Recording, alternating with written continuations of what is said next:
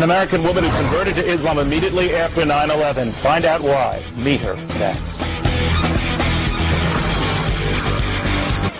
Well, she was the girl next door, blonde hair, blue eyes, a practicing Catholic, but after 9/11, she found herself drawn to Islam, a religion she says empowered her.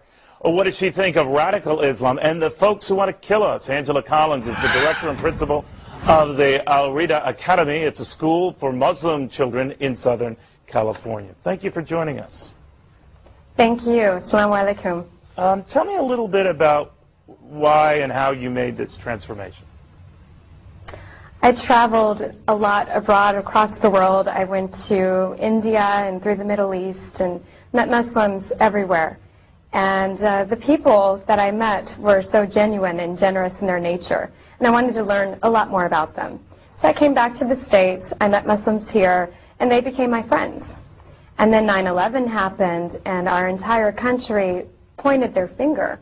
They blamed Muslims, of course. And I had an opposite experience of knowing these people, so I spoke out against it. But then, of course, I'm challenged, and people want to know what Islam really teaches, and I didn't have that knowledge. So what I did is I picked up a Quran, and I started reading, of course thinking, here's a book that discriminates against women, does not give them their equal rights, is not fair and divided. But I found exactly the opposite after reading the direct source and the direct word of God.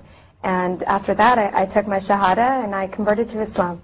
Do you think, Angela, that the fact we don't hear more protests from, let's say, normal, caring Muslims such as yourself and from the Muslim community itself about some of the outrageous comments from the more, I don't know, Islamofascist side of the aisle, that rightly gives Americans pause? I do blame ourselves for not being out in the media more. Definitely we need to get out there.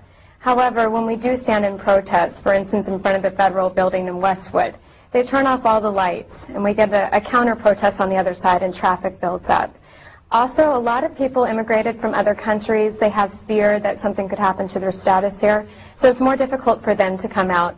But you'll see me, like other American converts, out there in the front lines, and we will absolutely communicate what our thoughts are. But I've heard as well, Angela, that many are afraid to communicate that or afraid to criticize some of the more severe elements in the Muslim community because they're afraid of getting killed. Is that true? I haven't heard that. I think the only thing that I've heard is people are afraid of losing their status here in America. As for death, no. Although I've had my own experience where I was standing out there in a protest and a lady came out of her car, she jumped in front of my face and she pushed me.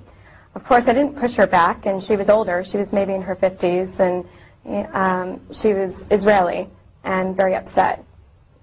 I just figured she was responding with her emotions, but I didn't react. But you know, there are a lot of, we're showing a picture of you, Angela, before you made this transformation and became a practicing Muslim, and a lot of young women who would be looking at you now versus then would say, all right, she's covered herself up, she seems to have given away a lot of herself for a religion we don't understand and somehow seems detrimental to women. You're saying that's not the case?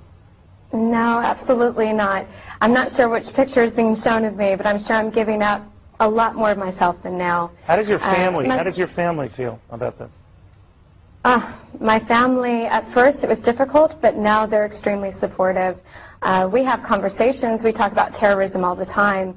I remind them that, Catholic, hey, right, that's a story. Have any of them? Yeah, have they're any Catholic, of them become Muslim? Catholic. No, they haven't. Okay. No. Angela, thank you for joining us in Irvine, California. Angela Collins. Thank you.